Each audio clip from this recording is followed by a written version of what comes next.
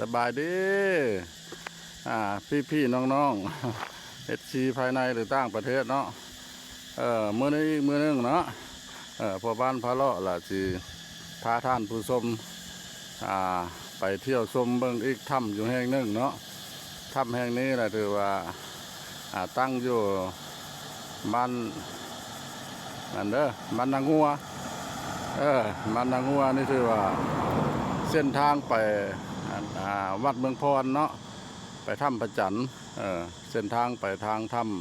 ำอันนี้เนาะถ้ำช้างถ้ำประผาเนาะนี่แหละท่านผู้ชมอันนี้มันก็เป็นผาอีกหน่วยนึงเนาะผาสูงสั้น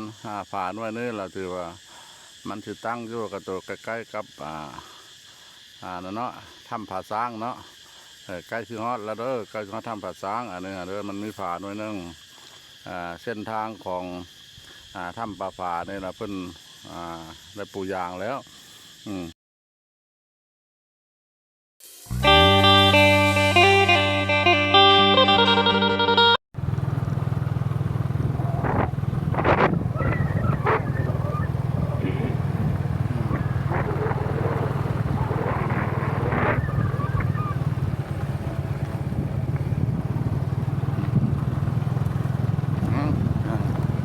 ท่านผู้ชม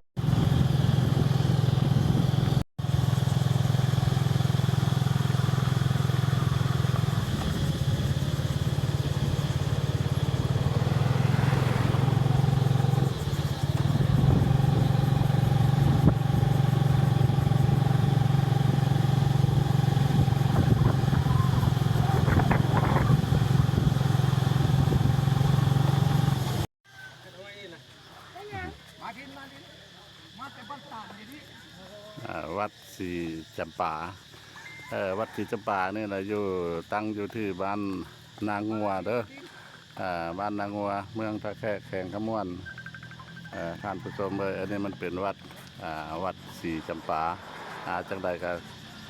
ที่เข้าไปหาเจ้าพ่ออยู่ในพุทธละไปเบิ่งพร้อมกันเนาะอันนี้ก็เป็นพระธาตุเก้นหอมเนาะที่ว่าทางเจ้าพ่อเพิ่นกำลังอยากสร้างหรือว่าอยากบูรณะจ้าปัจจัยแล้วก็ยังบ่ทันมีคนเข้ามาสมทบอายุยาวนาน100 กว่าปี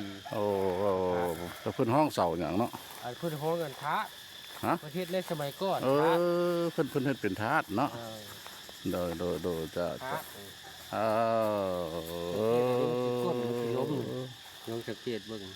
มันสิโดนแล้วเนาะอันนี้เป็นทาสเก้นหอม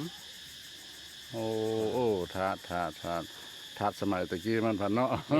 เพราะว่าเฮ็ดสร้างสมัยแต่ก่อนตะกี้แล้วแม่นว่าการตกแต่งมันก็ยังบ่ทันสมัยจ้าอันนี้มันเป็นอันนี้ล่ะเนี่ยพ่อยะธาตุเนี่ยพุทธศาสตร์ผู้เพิ่นอยู่ในประจำวัดทวิตพทวิตเนาะจ้าแล้วพ่อองค์นี้แล้วแม่นประวัติของเพิ่นละพร้อมกันกับยะธาตุสอนวัดตำทองสร้างวัดยาวนานเลยจ้าอันนี้ท่านผู้ชมเลยทางภายในหรือต่างประเทศเนาะอยากให้มาคุณเจ้าก็ว่าพันวัดธาตุนี่นะเนาะมันเป็นธาตุที่ว่าเก้าแก่ของยะธาตุผู้ที่ว่าได้มาผู้ที่ว่าเพิ่นได้มาสร้างตั้งวัดอันนี้ขึ้นแต่ทำบิดทำก้อหมดแล้วเนาะเพิ่นก็ได้วันเวลาผ่านไปเนาะเพิ่นก็ได้นิพพานไปแล้วทั้งนี่ละออกตนญาติโยมเพิ่นก็ได้มาบรรจุอันนั้นอัฐิอยู่นี่แล้วก็เลยได้สร้าง ธาตุอันนี้ไว้เป็นที่ว่าบ่ให้หลงให้ลืมมันเนาะเป็นที่ระลึกในมันก็อยากอันนี้ละอยากก้นอยากฮักละทางพ่อเพิ่นผู้มาอยู่ไม่ในเพิ่นก็อยากขึ้นอยากสร้างอยากสร้างมาปรับปรุงโมรณะสังขรณ์คืนไม้ให้มันเป็นตาเบิ่งตาชมเนาะแต่เพิ่นก็ยังขาดขืนทืนฮ้อนยังขาดขืนทืนฮ้อนเพราะว่าบ้านมันก็เป็นบ้านข้างไก่ซอกลีกเนาะจากเมืองตะแคกมากะสิไก่สมควรเนาะหาทานผู้ใดหากเห็นคลิป พ่อบ้านพระเลาะเนี่ยเนาะแล้วก็อยากขอเมตตากรุณาผู้ใหญ่ใจบุญถ้าว่าอยากมาช่วยมาสร้าง สร้างบุญสร้างกุศล อยากมาสร้างบุญสร้างกุศลอยากมาทำอะไรนึงไว้ก็ให้มาเองก็ได้เด้อบ้านนางัวหรือว่าติดต่อมาทางซองพ่อบ้านพระเลาะหรือว่าซองเบ้าคำม่วนเมืองลาวก็ได้เด้อ สังเกตจอบเพิ่นก็ฮักแล้ว แม่นล่ะ อันนี้ล่ะกระจอมกำลังมามันก็คือว่าอันนี้ก็เป็นภาคส่วนหนึ่งที่ว่าทางยาพ่อเพิ่นกำลังสร้าง โอ้ ว่าเนื่องจากว่าหนึ่งมากกับปัจจุปัจจัยของ โดย เพิ่นก็ยังบ่เพียงบ่พอพี่น้อง โดย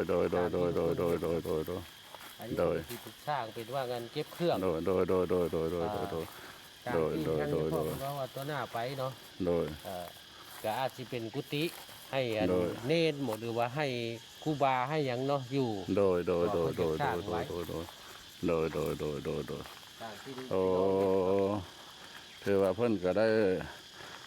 เริ่มลงมือก็สร้างมาก็พอประมาณซ้ำนี้แล้วเนาะยังบ่ทันได้เสร็จสิ้นยังบ่ได้เฮ็ดสำเร็จเพราะเพิ่นก็ยังขาดเขินทืนฮอนยังห้องนี้เพิ่นก็ยังบ่ได้เทพื้นอันนี้นะเพิ่นว่าเพิ่นเป็นว่าจุดประสงค์ก็ว่าอยากเป็นห้องเก็บเครื่องเนาะเป็นห้องเก็บเครื่องแล้วก็ถ้าว่ามันมีจัวบุรุษสามเณรครูบาแล้วก็เพิ่นก็สิมาเฮ็ดบ่อนพักบ่อนเช้าเป็นกุฏิ แม่นล่ะเป็นกุฏิทางหน้านี่เพิ่นก็ไว้เฮ็ดให้แม่ตนเนาะเพิ่นก็ยังขาดขืนทืนฮ้อนท่านผู้ชม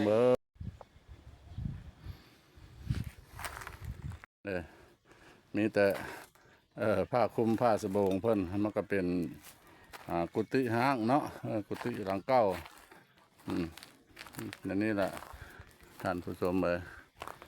ขัดแล้วก็เรื่องว่าแล้วมันก็ยังเศร้ายังมองเนาะทางนี้มันก็เป็นต้นไม้ไฮใหญ่เนาะอาจจะว่า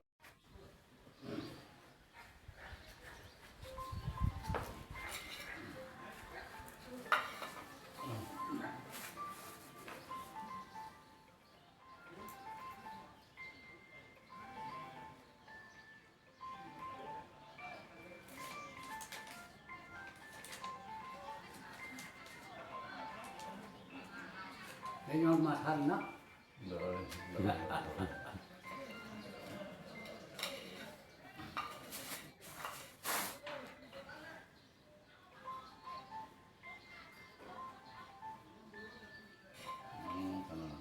ได้มาฮอดมาถึงแล้วก็ได้เคย แวะเคยไปเนาะไปกายมากายอยู่ไปวัดเมืองพรไปทำประจันแต่ก็น้อยว่าบ่ทันได้คือแวะนานมานี่ก็มาฮู้มาเห็นแล้วแล้วก็บ่ได้มีนั่นแหละนี่นับใจเพิ่นนะบ่เด้อโอ้โมทนาเนี่ยมีสาวทั้งคิดเด้อ อิสิตังปะจิตังตุมังคิปะเมวัจมินสันตุสัพเพปุริตุสังกปะจันตุปนละโสมณิโสปิละโสสัทธาสุขีติขานิโกภวะอภิวัตนาสิริจาริกังมุทาปัญจานิโนจตะโลธรรมาวันตาติอายุวันโนสุขังพลัง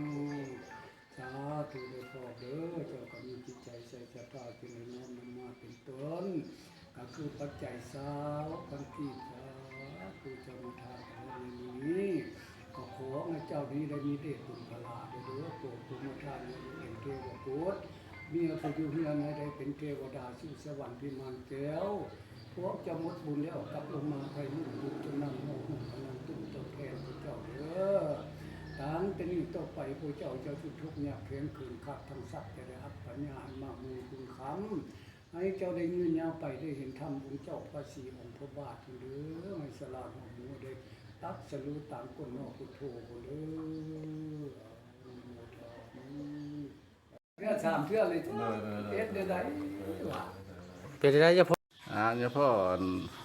นวัดนวาเฮานี่ล่ะยังขาดเขินอย่างแน่เนาะมันยังบ่มีขนาด แล้วเดี๋ยวนี้พอ พ่อเอ้ยเรื่องการคาดคืนนี่ล่ะวัดนี้ก็เป็นวัดดึกดำบรรพ์นี่หรอกแต่ยุติการสร้างอยู่ในระยะหนึงเนี่ยครูบ่มีบัดนี้ล่ะคืออาตมานี่ล่ะเลยมาอยู่ไหม โดย จะหามาอยู่ได้2พรรษาอยู่นี่ โดยโดยโดยโดย อยากพัฒนามูลเดิมของเฮานี่คืนคือเก่า โดย เป็นต้นอันที่หนึ่งก็คือธาตุนี่ก็เป็นธาตุของญาท่านแสง โอ้โดย อา โด ยุ ยโด เพิ่น ย ก็โอ้คันไล่ตั้งแต่พุ่นมาเพียง100 100ปลายแล้ว โดย ตอนเพิ่นมีพานละ90ปลาย โอ้ แล้วเพิ่นเป็นผู้สร้างธาตุ โดยโดยโดยโดยโดย สร้างมาแล้วก็แต่81มานี้เพิ่นเสีย โดย มันก็หลายๆปีแล้วมันก็คนก็ล้มเครื่องเฮาเฮ็ดนี่แหละเนาะ โดยโดยโดย ว่า โด ต ย รงนี้เสียหายไปแล้วคุณงามความดีมันก็ได้ โดยโดยโดยโด ตัวย โด ที่ ย หนึ่ง โดย อันตัวที่สองก็คือกันกับหอแจ้ก็ถือว่าศาลาห้องธรรม โดย ก็คือสิแหละบ้านนี้แหละเป็นบ้านน้อย คนโบราณเป็นบ้านภูเมืองผา โดย บ้านป้าบ้านดงล่ะหิบโฮมขึ้นนอน มาพากันสร้างก็ได้พอซำนี้แหละ โดยโดยโดยโดย แต่มันก็เป็นสถานที่คับแคบ โดยโดยโดยโดยโดยโดย หัวผู้ชมบ่เพียงบ่พออัน โด ที่ ย สองอันที่สามมา โดย เรื่องกุดก็บ่แล้ว โดย สมอยู่ไหมมาอยู่ไหมล่ะ ได้ ใดก็อยากได้ โดยโดย อันสามอันสี่มาก็คือหอกอง โดย แก้คับแคบเท่าใดปัดเอากองเอาค้องเอาโปงขึ้นบ้านนี่ โดยโดยโดยโดยโดย อัน โด นี้ ย แหละ โด ต ย กลงกันจะได้หอกกอง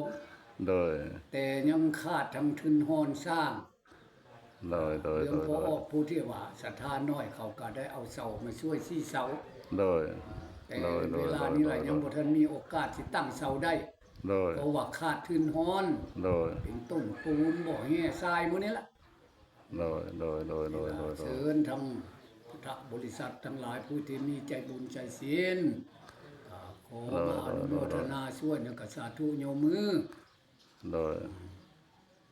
นั่นแหละเรื่องสร้างมีสารคานหลายอัน โดย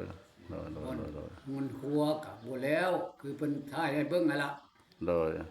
โดยโดยโดยโดย คือว่ายัง4-5ข้อนี่บ่มีอันใดแล้ว โดย จักอัน ก็บ่หมายถึงว่าสิได้พร้อมกันบ่เนาะก็คันว่าเฮาเฮ็ดไปเท่าเล็กเท่าน้อยถ้าว่าศรัทธาเฮาบ่หลายเนาะ อืม โด ได้อันใด ย ก็เอา โดยโดยโดยโด ก็ ย ตัวใดเฮ็ดตัวใดแล้วก็เฮ็ด โดย บ่สำเร็จก็คือประตูโคงละสำเร็จแล้ว โดยโดยโด ก็ ย บ่แม่นดอกใช้100%กับ80-90%นี่ล่ะ โดยโดยโดยโดยโดย พออยู่ได้ไปได้ใส่ได้ โดยโดยโดยโดยโดยโดยโดยโดย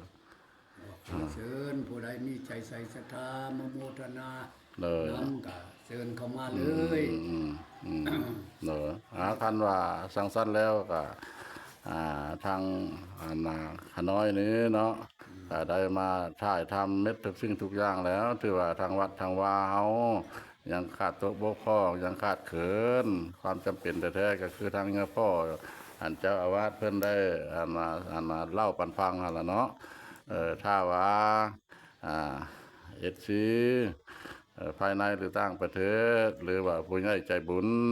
อยู่ภายในหรือต่างประเทศหากหูเห็นคลิปพ่อบ้านพะเลาะนี่แล้วก็ขอให้เมตตากรุณาเนาะติดต่อมาสร้างมาสามาทำบุญทำกุศลเนาะ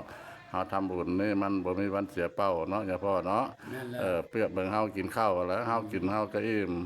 มันบ่ไปอิ่มท้องคนนั้นผู้ใดกินเพิ่นว่าเฮาทานทุกกีบทุกสตางค์มาสร้างก็ล้วนแล้วแต่เป็นพระกุศลเนาะอย่าพ่อเนาะ นั่นแหละ มาติดต่อมาทางซ่องพ่อบ้านพะเลาะหรือว่าซ่องเบ้าคำม่วนเมืองลาวก็ได้เด้อคันมาฮอดนี้ก็ทางพ่อพานพะเลาะนี่ก็ขอจบคลิปไปเพียงส่ำนี้เนาะสบายดี